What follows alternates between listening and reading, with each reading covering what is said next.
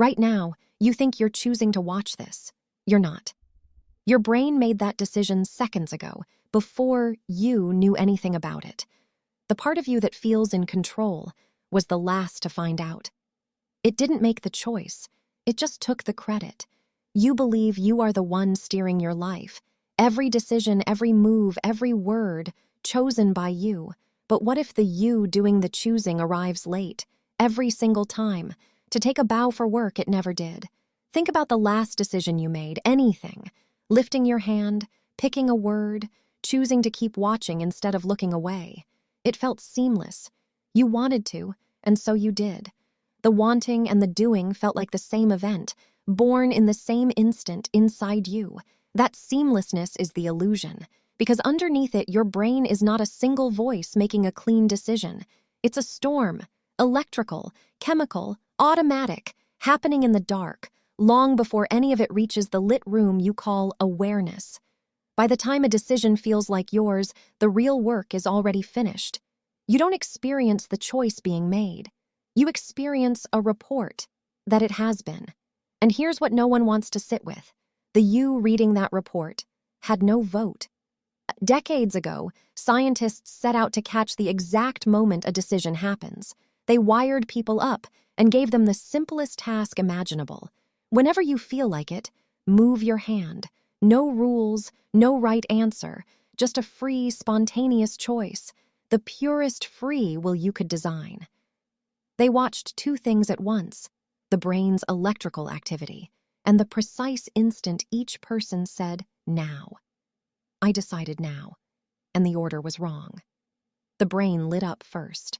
A surge of activity, building toward the movement, appeared before the person was aware of deciding anything, not by a little, by a clear, measurable gap. The brain had already begun to act, and only afterward did the feeling of choosing arrive, like a passenger being told the destination once the car is already moving.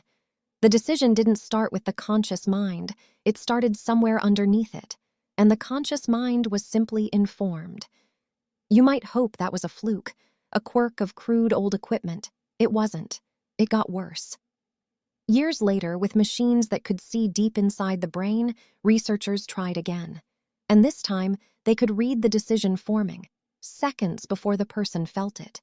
In some cases, the pattern of the choice, left or right, this or that, was visible on the screen up to 7 seconds before the person believed they'd made up their mind. 7 seconds. Long enough that a scientist watching the monitor could have known your decision before you did. Sit with that. There was a window where your choice already existed in the world, and you, the one supposedly making it, were still waiting to find out. And yet, it doesn't feel that way. It feels like you're in charge. It feels obvious. So if you're not the one deciding, why does it feel so completely like you are? Because that's the one job your conscious mind is brilliant at. Not making decisions, explaining them. Imagine a press secretary. They don't sit in the room where the real choices are made.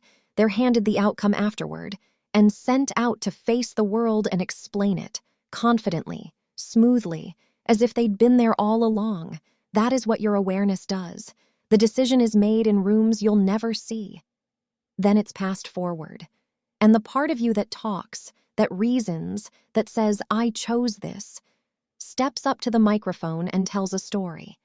A story where you were in control the whole time, and the story is so convincing that you'll defend choices you never even made.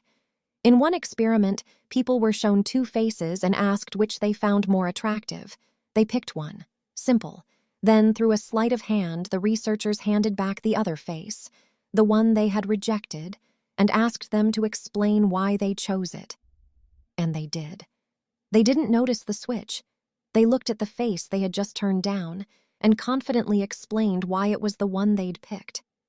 They invented reasons, detailed ones, real ones to them. They were certain, and they were certain about a choice that was never theirs. This is the machinery, exposed. Your mind doesn't report your reasons. It generates them after the fact to fit whatever already happened, and it never tells you it's doing it. So turn it on your own life. The coffee you chose this morning, the career you decided on, the person you fell in love with, and the long list of reasons you'd give for why it had to be them. How many of those were real reasons that caused the choice? And how many were stories written afterward by a narrator covering for decisions that were already made in the dark? The argument you started, the risk you took, the night everything changed. You've spent your whole life believing you were the one holding the pen. What if you were only ever reading aloud? But this was never really about decisions, because think about what's left.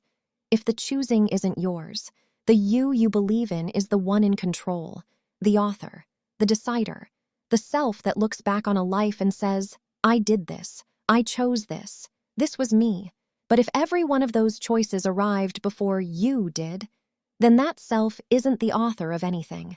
It's the narrator, a voice added on top of a story that was already being written, by processes it can't see and didn't start. You are not steering. You are describing the road as it goes by, and mistaking your commentary for the wheel. So go ahead, decide to close this video, or decide to stay, and in the half second before you do, watch closely. See if you can catch the exact moment the choice is made. You won't, because by the time you go looking for it, it will already have happened. Without you.